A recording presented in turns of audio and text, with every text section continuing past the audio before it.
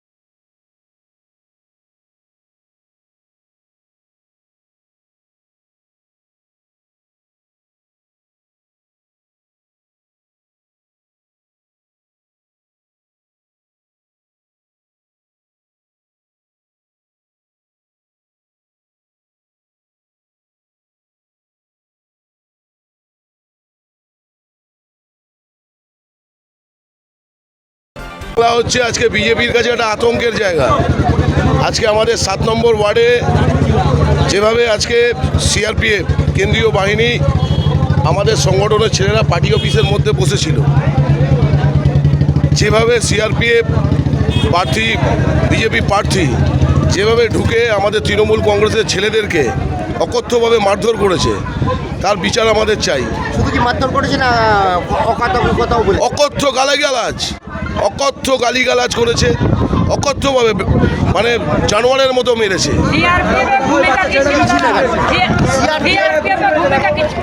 সিআরপিএফই মেরেছে, বিজেপির প্রার্থী সিআরপিএফ বাহিনীকে নিয়ে এসে পার্টি অফিসের ভেতরে নির্বাচন কার্যালয়ের ভেতরে ঢুকে আমাদের কর্মীদেরকে মারধর করেছে। জয় বাংলার বিষয় না, তখন তো জয় বাংলার কোনো বিষয়ই ছিল না। কর্মীরা তারা আমাদের নিজেদের অফিসে কাজ করছিল। হ্যাঁ, ইচ্ছাকৃত, যেহেতু তারা জানে এই 7 নম্বর ওয়ার্ডে তারা গোহারা হারবে, এই 7 নম্বর ওয়ার্ডে তারা গোহারা হারবে তারা জানে, তাই আজকে শক্তি প্রয়োগ করে এলাকার আমাদের কর্মীদেরকে ভয় দেখাবার চেষ্টা। স্লোগান করছেন জয় বাংলা, নির্যাতন কমিশন, বিএসএফ আমাদের লাঠি চার্জ করে হাত পা ভেঙে এত অত্যাচার, এত জয় বাংলা, এত ভয়, জয় বাংলা এত ভয়, পুরো বিজেপি চক্রান্ত আমাদের ঢুকে ঢুকে মারছে, আমাদের ঢুকে ঢুকে মারছে।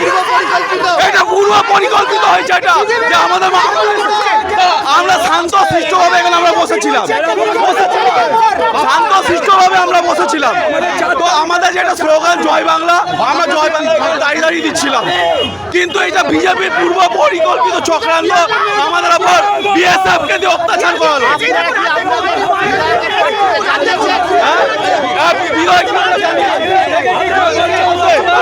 বাংলা জয় বাংলা বলা কি অপরাধ? বাংলা জয় বাংলা বলা কি অপরাধ?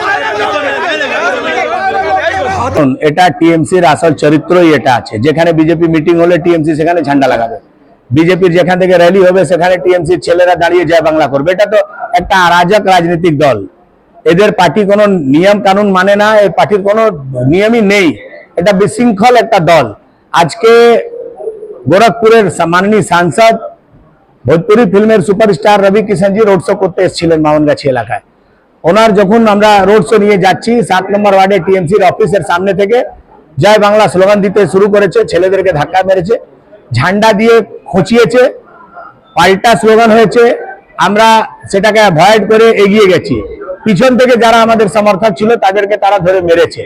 মারার পর সেখানে সেন্ট্রাল ফোর্স এসে এলাকা শান্ত করেছে। আমাদের কিছু ছেলেদের চোট লেগেছে, আমরা তাদের মেডিকেল করাচ্ছি, এদের বিরুদ্ধে এফআইআর করব। এরা গুন্ডা, এরা প্রত্যেক ইলেকশনেই এলাকায় মানুষকে ভোট দিতে দেয় না, মানুষকে ভয় দেখায়। এবারেও এরা তো আর কিছু পারছে না, মানুষের কাছে তো কথা বলতে পারছে না যে ওই এলাকায় হাঁটু পর্যন্ত জল জমে, সেটা বলতে পারে না, মানুষ খাবার জল পায় না সে নিয়ে কথা বলতে পারে না। এরা গুন্ডাগর্দি করে মানুষকে ভয় দেখায়, ভয়ের উপরে রাজনীতি করে। এবার এই ভয় চলবে না, যেটা ভাবছে যে মানুষকে ভয় দেখিয়ে দেবে, এলাকা গরম করে দেবে, এলাকা গরম করার চেষ্টা, যেটা সেন্ট্রাল ফোর্স ঠান্ডা করে দেবে। পুলিশকে আমরা বলেছি যারা যত লোকের মধ্যে ইনভলভ ছিল সবাইকে অ্যারেস্ট করতে হবে, যদি এদেরকে অ্যারেস্ট না করে তাহলে ফ্রি অ্যান্ড ফেয়ার ইলেকশনের যে কথা ইলেকশন কমিশন বলছে সেটা হতে পারবে না। আমরা লিখিত কমপ্লেন করেছি, আমরা চাই যে তৎকাল প্রভাবে যারা এই উপদ্রব করেছে, কেন এলাউ করেছে পুলিশ তাদেরকে, কেন পুলিশ ছিল না ওখানে, আমার যে রুট, সেই রুটের উপরে টিএমসি পার্টি অফিস, এখানে একটা পুলিশ ছিল না, একটা সেন্ট্রাল পুলিশ কেন ছিল না? পুলিশ হঠাৎ করে আমাদের কার্যক্রমের উপরে হামলা করিয়েছে, আমরা তার কমপ্লেন সিপি কে করেছি। যারা এর পিছনে আছে সবার বিরুদ্ধে কঠোর পদক্ষেপ নেওয়া হবে। আর ভোটের দিন যাতে এই উপদ্রবীরা বাইরে না থাকে তার ব্যবস্থা ইলেকশন কমিশনকে করতে হবে।